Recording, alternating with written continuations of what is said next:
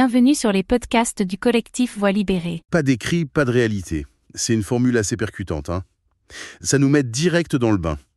On va parler aujourd'hui de l'importance, parfois critique, parfois même problématique, des traces écrites, et plus spécifiquement, des comptes rendus de réunion dans certaines instances de l'Église catholique.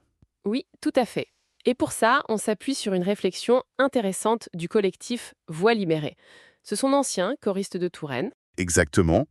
L'objectif, c'est un peu de décortiquer leur expérience, leur critique sur la façon dont la mémoire écrite est gérée, ou justement pas toujours gérée, au sein de l'institution. Et c'est crucial parce que ce texte, il soulève bien plus que des questions de simples procédures administratives. On touche à la transparence, à la construction de la mémoire collective. Hmm. Et aussi à l'exercice du pouvoir dans une institution. Comment est-ce que la gestion de l'écrit, ou son absence, révèle un fonctionnement? Alors, le collectif parle de flou organisé. Qu'est-ce qu'ils entendent par là, concrètement? D'après ce qu'ils décrivent, c'est souvent une seule personne qui rédige le compte-rendu D'accord. et, point important, pas de relecture ou de validation par les autres participants. Jamais ou presque. Ah oui, quand même. Et parfois, ils disent même que des propos jugés non opportuns, ils sont simplement supprimés. C'est ça. Le risque, c'est que ça se transforme en synthèse un peu pastorale, comme ils disent. On peut lisse. Aseptisée, quoi. Exactement. Voire carrément trompeuse par omission. On ne dit pas tout. Et là, le contraste est fort quand on regarde ailleurs, non? Dans le monde civil. Les associations, les hôpitaux, les universités, le secteur public. Oh oui, c'est le jour et la nuit. Là-bas, le compte-rendu validé collectivement, c'est la base. C'est un outil de transparence, de mémoire, de responsabilité. C'est presque démocratique, en fait. C'est ça. Cette validation collective, elle assure que le document reflète vraiment ce qui s'est dit. Alors, quand cette pratique manque, ça interroge forcément. Et ça nous amène direct à la question du pouvoir, j'imagine. Le texte le dit bien, celui qui tient la plume détient une forme de pouvoir. Exactement. C'est l'institution ou la personne qui écrit en son nom, qui décide de ce qui reste, de ce qui est digne d'être écrit et de ce qui doit être effacé. Du coup, la demande de validation, c'est pas juste de la paperasse, c'est plus profond. Ah non, c'est une question de dignité. C'est un refus de voir sa parole disparaître ou être déformée. D'accord. Et le texte, il explore pourquoi cette pratique existe ou perdure dans ce contexte ecclésial. Oui, il avance plusieurs pistes.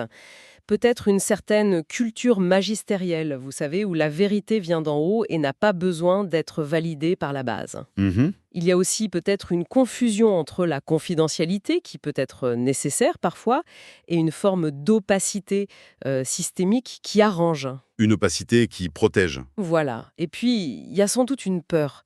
Peur du scandale, peur que l'écrit engage une responsabilité, peut-être même une peur de l'écrit en soi, de ce qu'il fixe. Et les conséquences de cette opacité? C'est simple, hein.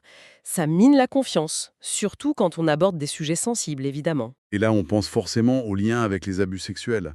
C'est là que ça devient particulièrement insupportable, comme le dit le collectif. Oui, tout à fait. Cette absence d'écrit fiable, cette culture du non-dit officiel, dans un contexte où le silence initial a déjà été si dévastateur. C'est exactement ça. Il cite d'ailleurs l'exemple précis de l'abbé Bernard Tartu, reconnu coupable par la justice canonique.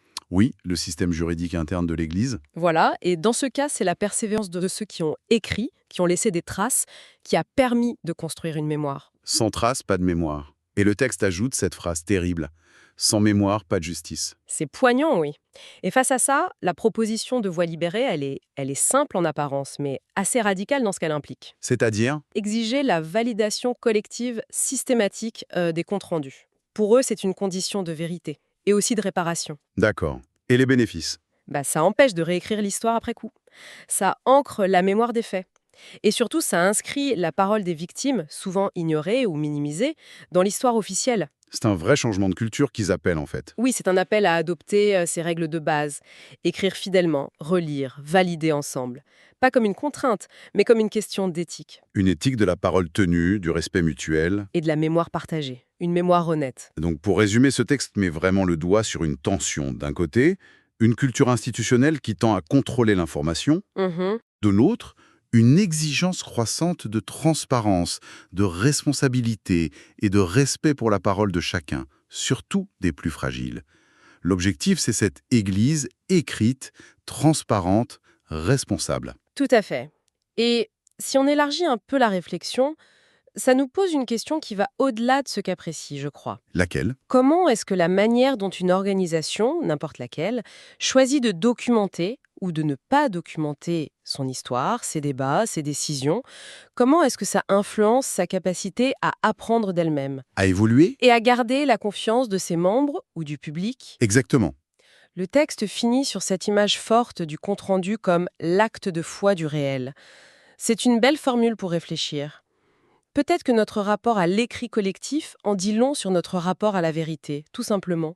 Ce podcast a été produit et réalisé par le collectif Voix libérée. Pour nous écrire, partager ou témoigner, adressez-nous un mail à pecantores37@gmail.com. Parce que nos voix comptent. Parce que le silence n'est plus une option.